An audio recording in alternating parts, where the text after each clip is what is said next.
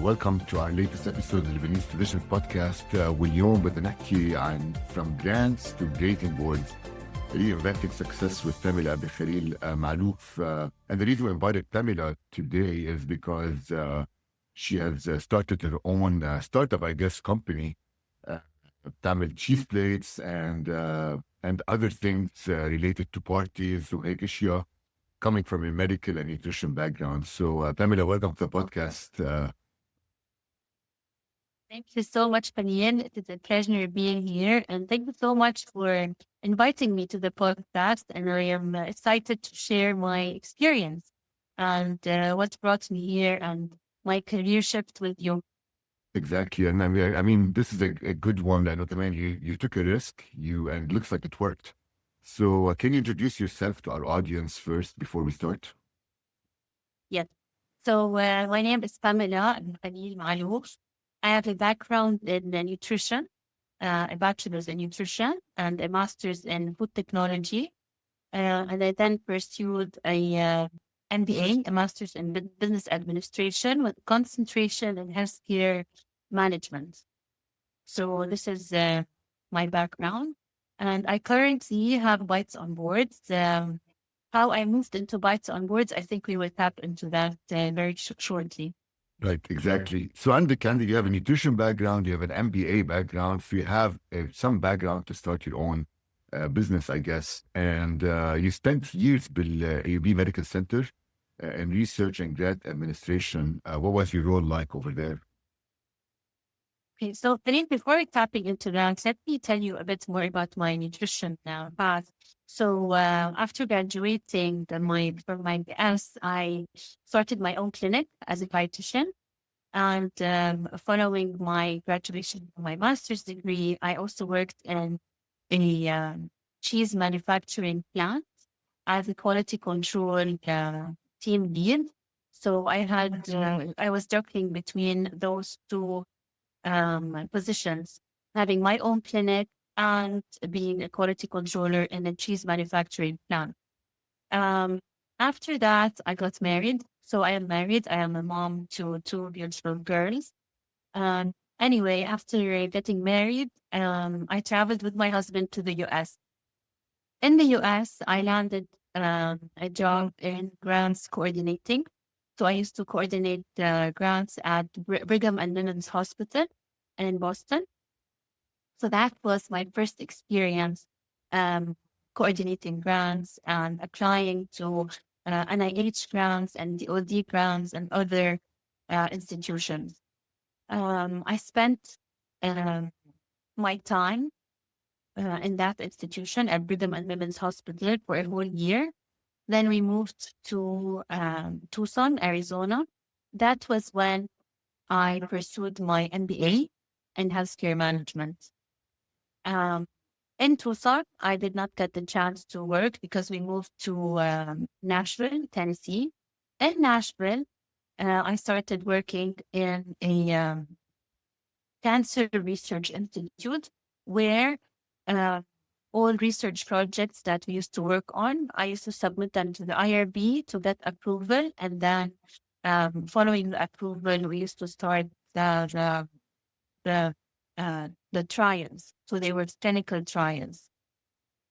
I spent 2 years in Nashville working in that position.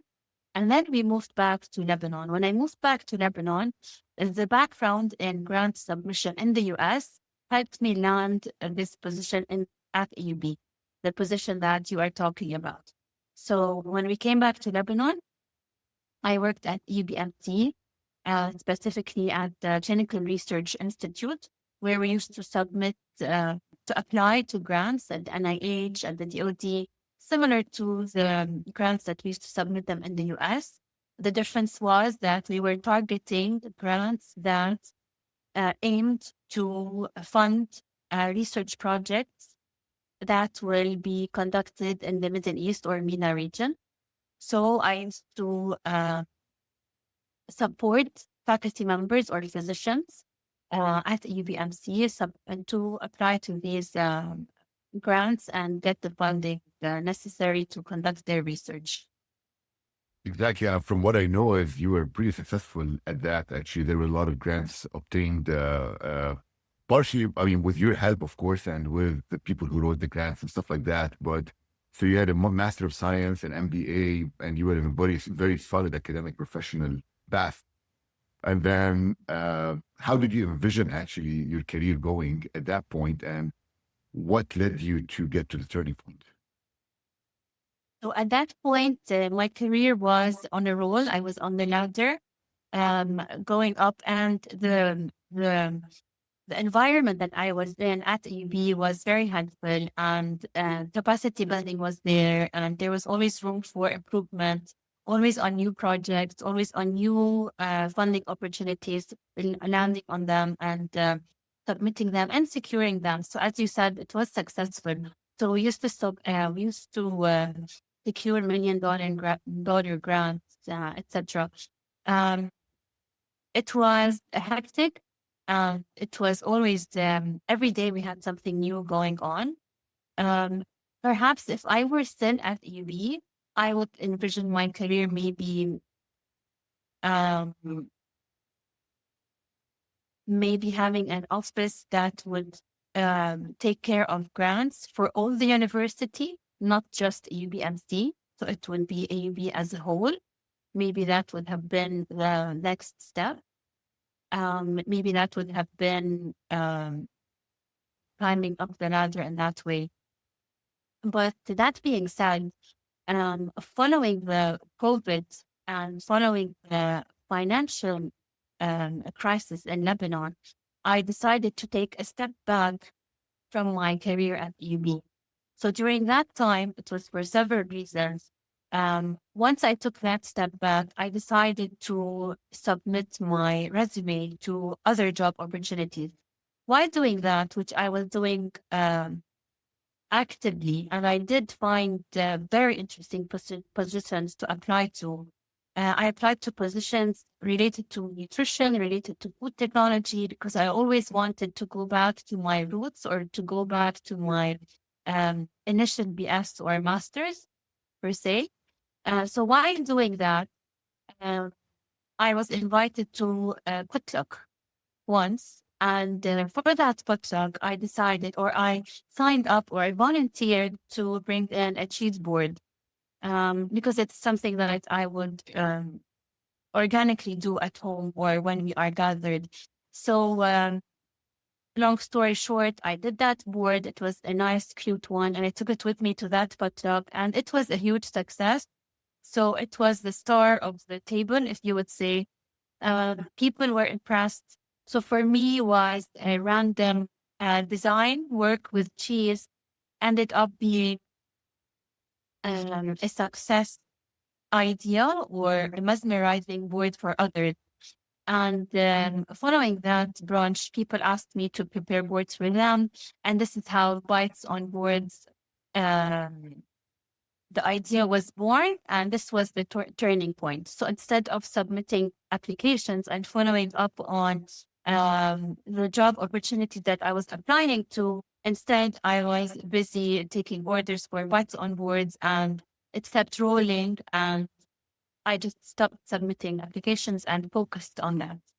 So basically, it started slowly. I guess when they say when life gives you lemons, you make lemonade. So basically, financial crisis, COVID, everything was like going down. And it looks like there was something in you saying, you know what, I need to change my job, right? Like I'm not satisfied where I am, even though it's a good job. But you only have been saying I'm not satisfied where I am, right? I don't know.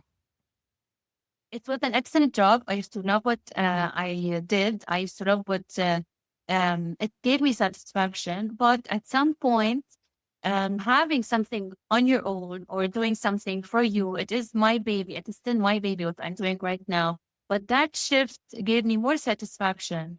And so now we will talk more about Bites on Boards. But whatever I am doing with Bites on Boards doesn't feel as work anymore.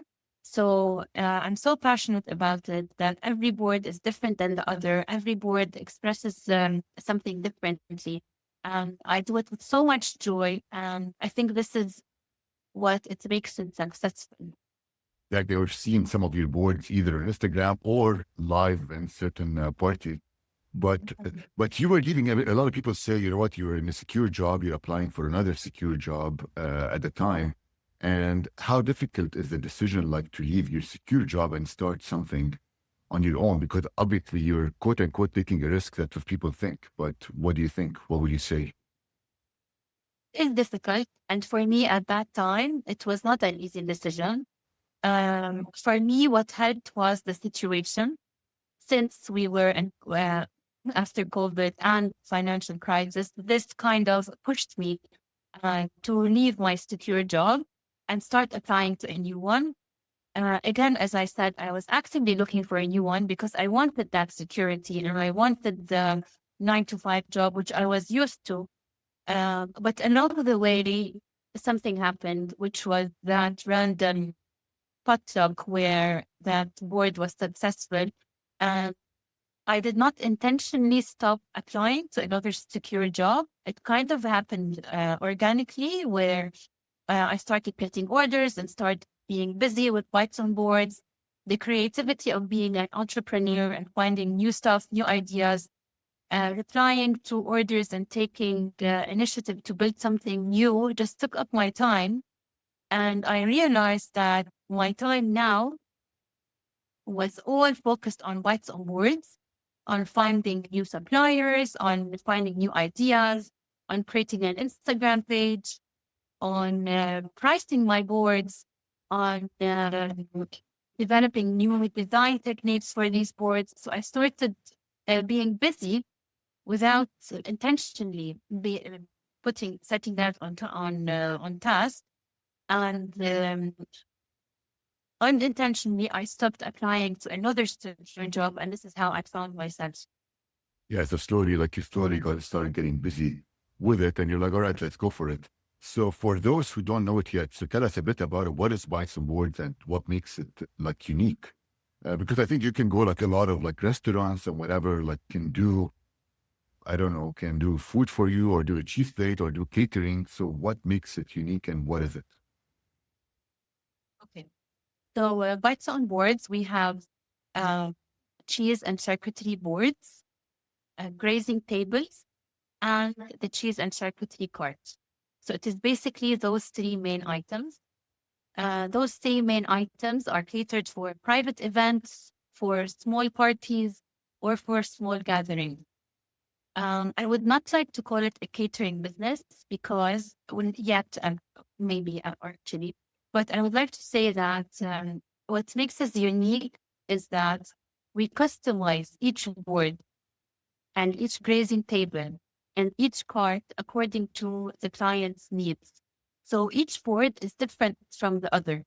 No 2 boards on the menu or on the page are similar because every board has the types of cheeses that that client wants.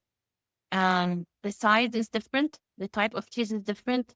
The condiments on the boards are different. They're all customized according to preference, according to need. Even tiny details like crackers versus sourdough are customized on the board. This is what makes it unique. So I tailor everything on the board according to the customer's needs. Yeah, so basically it's not like big restaurants where you just have a set menu and you just bring it over. In this case, each client gets a unique board according to the party that they're doing, or it's tailored to them because you maybe know them more and stuff like that when you do the board. Yes. So what I do is, so in a restaurant, you would have on the menu a cheese board for 2, and then it's priced like this, and then you would just get the cheese board. Versus if you order a cheese board from Bites on Boards, I would send you a list of the available cheeses and charcuterie. You would pick the ones that you like. We would have a small discussion. For example, I would ask you questions like, is the board going to be a main dish or is it going to be served as a side dish or as a dessert at the end? Some people would like to put it at the end with some jams and stuff. So I would get a vibe on your order or on your setting if it was going to be a cheese and wine with just that board or with main dishes, and you would want it as a side dish. we would pick and I would also provide some insights on how to pick the cheeses. I would tell you to, for example, mix and match between hard cheese versus soft cheese, etc. So we pick the cheeses that you want. We decide the quantity or how big the board is. If you would like some jam with it, if you'd like some honey, all those tiny details. And even the fruits, what kind of fruits you would like on the side, some dried fruits versus fresh fruits. So it will be customized to your need. So basically, you're becoming also a cheese expert, I guess, because you have to put the different cheeses on the boards and know which cheeses you're putting, right? Yes. And I did receive feedback regarding that. It's interesting that you would say so. In a recent board that I sent to someone, it was a big board and it was a private event where the cheese was the main dish. And after the event, the client gave me very good feedback, which is to provide small tags to put them on the different cheeses so they can differentiate between the cheeses, and which I will be doing very soon. Right, that's great feedback actually, because then people know which cheese they're eating and maybe can order it again if they want to. Exactly. So my question for you is, did like your Master of Science MBA and stuff like that, is this background and also you've worked in cheeses, I guess, before, as we discussed earlier. So did this background help you more than you expected, I guess, or It did help are you? in a lot of ways. Yeah, It did help in a lot of ways. So my background in food technology helped me in food safety wise. So now working with cheese, I know my ins and outs, how to handle the cheese, how to make sure that there's no cross contamination, there's no contamination in general, how to handle it in food safety wise. This is regarding my background in food technology. As for my background in business and how I worked in the grant application position, if you want, per se. One thing I learned from the grants applications is having a checklist, for example. So whenever I have an event for table grazing or for a cart, I would make sure to follow that checklist because forgetting one item is huge. Once you arrive to the event and something big is missing, that's a big no-no. So I really learned how to prepare that checklist ahead of time and make sure I follow it to have everything handy once I go to that private event. And one thing I would say, so from my business background, is how to uh, price my boards and how to make sure that I'm profitable. Because even if I have a lot of orders coming in, if I'm not making profit, then the business doesn't make any sense. So this also helped me a lot. right, exactly, because that's very important because you can buy all the cheeses and you put them on the board and then you take it and you find out, oh my God, I lost money, not made money I with know. this. First, it looks nice. I used all my ingredients and Yeah. now where's the Yes. But it did start that way. It did start that way for the first couple of boards where I put my heart into it, but it was still not materializing as the business yet. But then my background had me shift and make sure how to itemize all the items on the board, make sure how much they cost, and then eventually it turned out into profit. Which is a good segue to my next question. Were there challenges in launching the business? I'm sure there were challenges, but you can't say, oh, everything was easy, I guess. So yes, there were a lot of challenges. I slowly was able to overcome them along the way. One of the challenges was as easy as developing an Instagram page. So an Instagram page for the business itself. I first started using my personal page, but then that was unprofessional. So I came up with a name for the business and then I came up with a logo. I don't have a design background, so I asked my kids how they use Canva. Canva helped me. And now with the presence of AI, you can use many different tools. Right, But exactly. that was 3 years ago when I first started. So AI was this thing, but not a thing yet like now. But anyway, I used Canva for the logo. Um, then building the Instagram page, and making real, making sure the pictures captures the overall theme or the vibe of the board, for example. Yeah. So that was one of the Challenges obstacles. that you had. Right. Yeah. And so, I would also think of other challenges. Um, so even though my background helped me a lot with the business aspect, something that you wouldn't know are, for example, I needed to find wholesale people that sell cheeses wholesale, people that selling boards wholesale. So I needed my raw material. From where do I get them? So that was challenging. I had to go and ask, I had to knock on doors and make sure I was finding the right people. And eventually I did. So those challenges are nice because you have to know how to overcome them, which I did. yeah, exactly. Because probably these wholesale people are used to like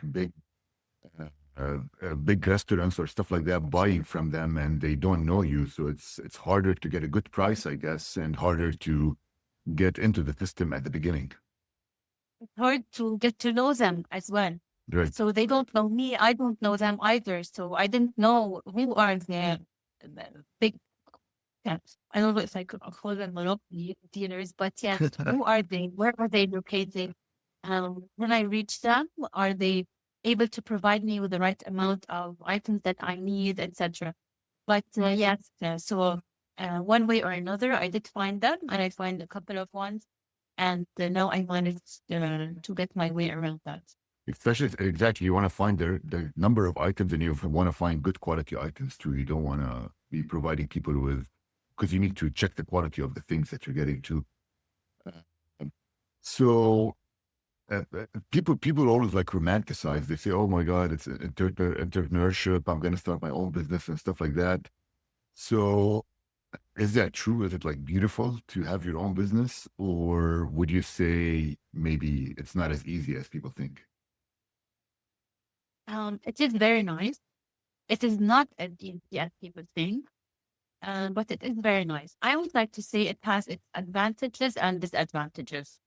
The advantage of being an entrepreneur and having your own a job or your own work or your own thing that you develop is that you work at your own pace. So that's one of its advantages. However, working at your own pace might fire back because if you don't work, if you don't give information, if you don't create, if you don't come up with a new product, if you don't market that new product, then you won't get going. People will not call you. People will not be intrigued by your new business.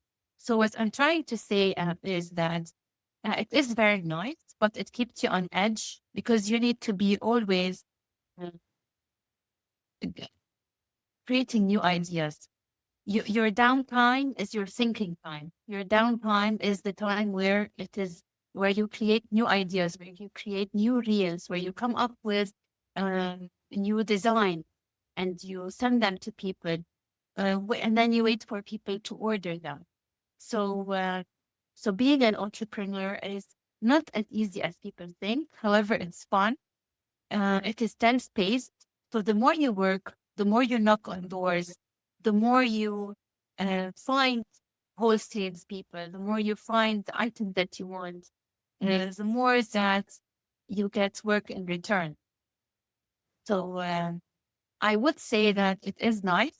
People romanticize because people see me as I have more time on my hands now, which might be true, but it is true because I decide to take more time off versus time working. So I can say no, for example, when I'm full or when I have a lot of orders or well, for some reason, I cannot attend to a specific grazing table or a specific order. But again, it has its advantages and it has its disadvantages. Right, because you are responsible sort of for your own business at this point. So, because one question that arises for me, a couple of questions for you is like, let's say you and the family are invited somewhere on a Saturday night, and then suddenly you get an order for that same night. What do you do? So it's funny, and I'm laughing because it did happen. Like, Um, it did happen, and sometimes I learned the hard way. I did learn it the hard way, but sometimes you have to say no, and sometimes saying no is actually the right answer. Um, because sometimes orders come in last minute.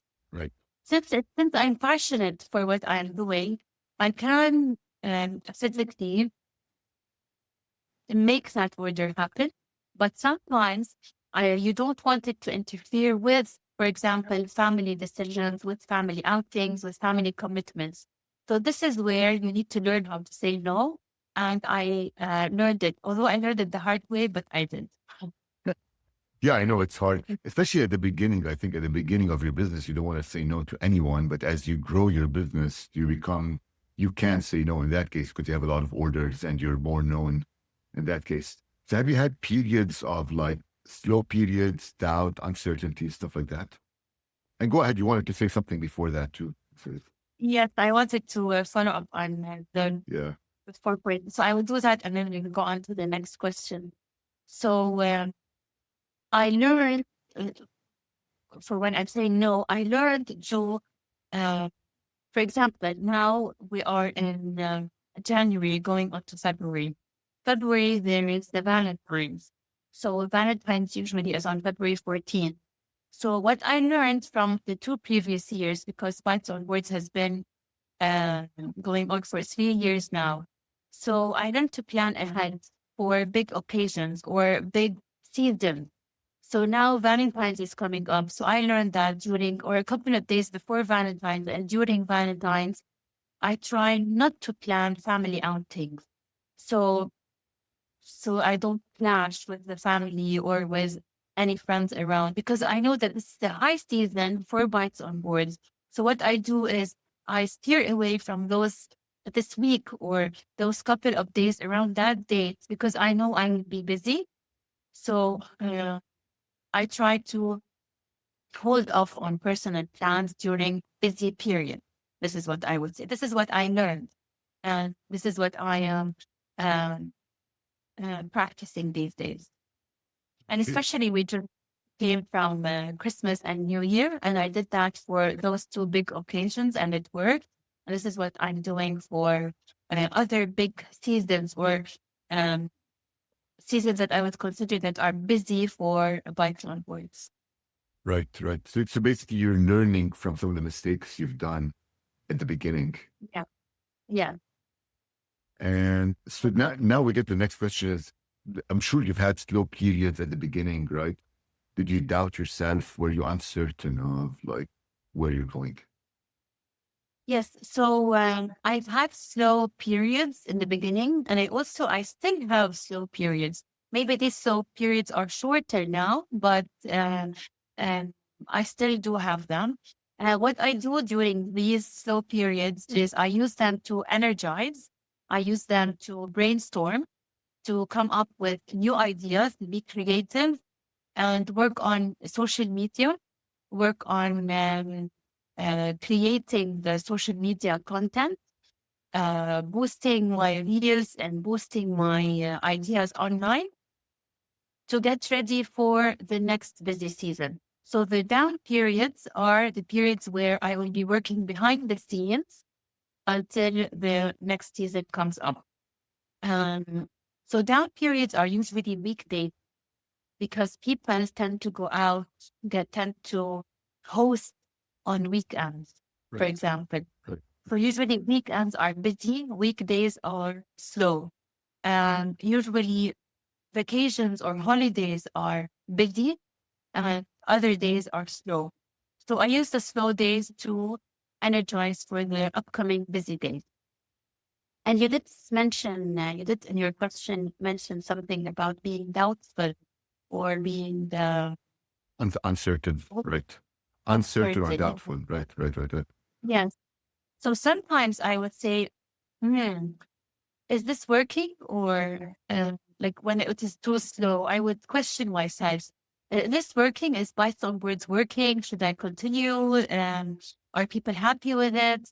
I do think this question comes up to mind several times, and it has come to my mind several times. But what helps me and what pushes me forward is uh, that when clients reorder, the same clients reorder from me, or they call again, they have another occasion, are hosting another dinner or another brunch, and then they place another order. So this proves to me that clients are happy and clients want more of Bites on Words. So this is one of the things that keeps me going. Which brings me to the next question that I have is growth, right? You've been growing, I guess. And how do you grow? Is it by social media? Do you have a communications team? Or is it by word of mouth? So it first started with word of mouth. The people around me were talking about it, and normal word of mouth, and then it grows organically. But at some point, I did use social media, and I'm still using social media to boost my reels or to boost my ads, especially before, for example, um, high season for cheese boards like Christmas, like Valentine's. So I do use communication channels like Instagram to market my products. And as for growth in particular, as you were saying, so I consider myself that I consider Bites on Boards grow from being just Bites on Boards as in cheese boards to grazing tables. So grazing tables is when a cheese board is laid on the whole table. So when I would go myself to a host house and I would build that cheese board on the table. And it also grew when I created the new item, which was a cheese and charcuterie cart. So these three products grew gradually. And this is how Bites on Boards expanded so far, by building up on these products. So it was by product and by customers. So both of them grew together. It started by word of mouth, and then it was by social media. Exactly. And yeah, so it grew slowly. And so initially you started with like a cheese board, and then suddenly it's like the whole table is a grazing table, and you have maybe an employee standing there at the table trying to help people out. In that case, and probably you send us some pictures of this to put them on the podcast afterwards of some of the grazing tables Yeah. that you've done, because they're great grazing tables. I've seen one of them live, I guess. And so my next question is, where do you see your business in 3 to 5 years? And are you employed? Do you have employees right now, or are you the only employee of your company? So the full-time employee is myself right now. When I do have big orders, like big grazing tables, or during the peak season, like Christmas or New Year, I do have people that are part-time. This is in terms of employees. As for where do I see myself in the coming years, I see growth in terms of the team. So eventually we would have more team members that are working full-time. And I see myself being able to um, commit to more than one event at the same day or at the same time with a trained team that is able to complete the task, or that is able to um, complete what is the client needed, the same as I would do, in two parallel events at the same time. Maybe Exactly. more, maybe 2 or 3 or more events at the same time with different teams that are trained properly to do that. Yeah, because right now you have to be in each event. You are there, right, for part of the event at least. Yes, if it was a grading table, I would have to be myself, Right. and take care of the setup. If it was a cheese and charcuterie cart, I do have someone that can handle the cheese and charcuterie cart setup and stay there during that time for the whole event. But if it was for just the grading table, then yes, for now, for the time being, I have to be there myself. But in a couple of years, maybe 3 years down the road, I see I envision having a team being able to take care of that on their own. I also envision having maybe a different cart with a different theme or different ingredients in that cart as well. So I would be having two carts at the same time in different events, and maybe different food items in those two carts. Two parts. And have you thought, with all of this expansion, have you thought about like workshops, branding, franchising? And I did think of a workshop. I did not implement the workshop yet, but this workshop would be on how to build your own cheese board. So this would be coming up next. I did meet with someone for education. I think these workshops are elevated depending on where they are hosted. So once I find the right location, I will start marketing for that workshop. And I think it would be a fun activity with people who are interested in cheese rolls and would like to know how to build their own cheese board. Right, that'll be nice actually. I mean, a lot of people need advice on like the types of cheeses and stuff like that. So maybe that's an important thing. And pairing cheeses with fruits and different types of fruits, different types of cheese, and they would be interested in that as well. Yeah, it's probably similar to like pairing, let's say, wine with certain kinds of food. You're pairing cheeses with different kinds of food too at the same time. I should add that to the workshop. Mhm. Good one. So how has this journey changed you as a person? Is it the I same think Pamela it will Maruf or a different one now? Um, I learned to be more patient with people, listening to their needs more. Because starting off with Bites on Words, I used to assume that people enjoy or like the same cheeses or the same design that I like. But now I learned to listen to people, to be more patient, take care of their needs, and then apply it to my work accordingly. And I learned to be on time with people, with food, and with hosting an event. You cannot be late. An order cannot reach late. Same as the grazing table, it needs to be done by a certain time before the guests arrive. So I am more efficient now, and I respect time more. I did respect time earlier, but I mean before, but now I learned to respect more. So I guess I'm a better person. Yeah, that is a great point that you made. And especially, I mean, being on time, for people who don't know, in Beirut sometimes may be hard because you don't know, you can't account for the traffic or what's going on the road and stuff like that. So you always have to account and give extra time for that too. Currency. And the thing with the grading table, you touched on a really important point. The thing with grading tables, since I have to go personally to the host house to prep the table, and the prepping needs approximately 2.5 hours.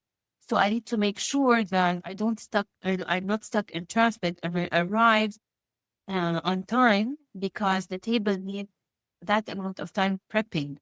So being on time in Lebanon, I know it's tough, but better being early than being late. This Exactly. is my motto that I follow. Yes. Because the last thing you want is for people to start arriving and the table's not ready. Exactly.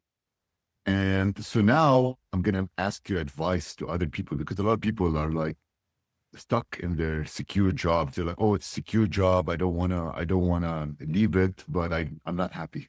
I'm like stuck here, but I'm just going to stay in it because I feel it's quote unquote secure. What would you say to these people who are dreaming of something else, but don't want to leave their job or are having doubts about leaving their secure job? So being in a secure job is safe. It is relaxing. It is in your comfort zone. So I would tell these people, if you have an idea or if you have a passion or if you have something that you want to do, there is no right time for that. So you will not find the perfect time to leave that secure job and start your own thing. So I would say just put yourself out there and uh, try to get out of your comfort zone. Maybe start a side hustle first and see if it's working out.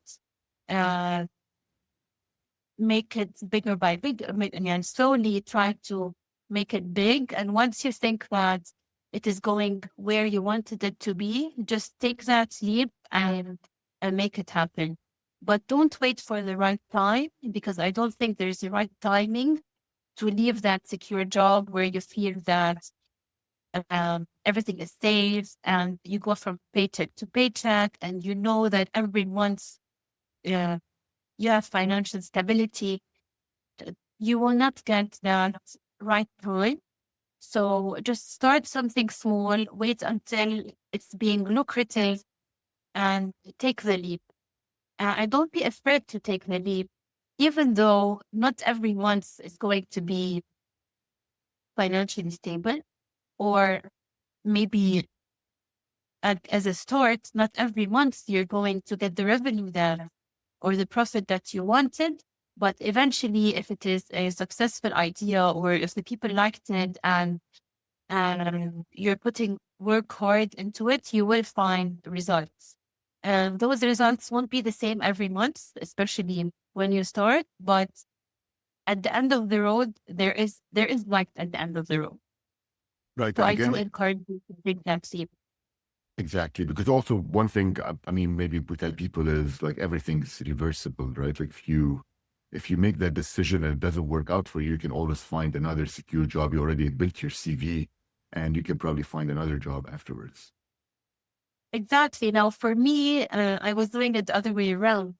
I was trying to find another job. I was looking for a secure job, and I started this, and Bites on Words was born instantaneously, and I stopped looking at some point because it was growing and growing, and I decided to grow it more, and now it is stable. It wasn't stable in the beginning, but it was my choice to stop looking for a secure job and keep on working on Bites on Words. Right. And one thing I think we always call them secure jobs, but you never know that that business or wherever you are may at some point say you're fired or whatever, and then it's not secure. It's like secure in your mind, but maybe it's not secure long term. You mean financially, or No, I like the job itself. Like you could be working at Microsoft or Apple or whatever, and you're a good job, and then suddenly they say we're downsizing, you're out. yes, you might get laid off at some Right. point. Yeah. So having your own thing is the kind of, so again, it has its advantages and disadvantages. And this is one of the advantages of having your own job or your own thing that you grow. Yeah. Where can people find Bites on Boards and support your work? So Bites on Boards is found on Instagram. It's bitesonboards.ib. You can follow the page. You can order, you can DM to place your order. And also you can call me privately and place your order as well. But basically now it is on Instagram and Facebook. Excellent. And we'll put the links to Pamela. Pamela, thank you so much for being on the podcast and for telling us about congratulations on your successful business, and hopefully we wish you more success in the future, and congratulations on taking the big leap, changing from grant writing and all this other stuff to Bites on Boards, which is a passion of yours. Yes, thank you so much. Thank you so much, Khalid, for giving me this opportunity to introduce people to Bites on Words and to talk about my journey throughout all this the past couple of years. Thank you.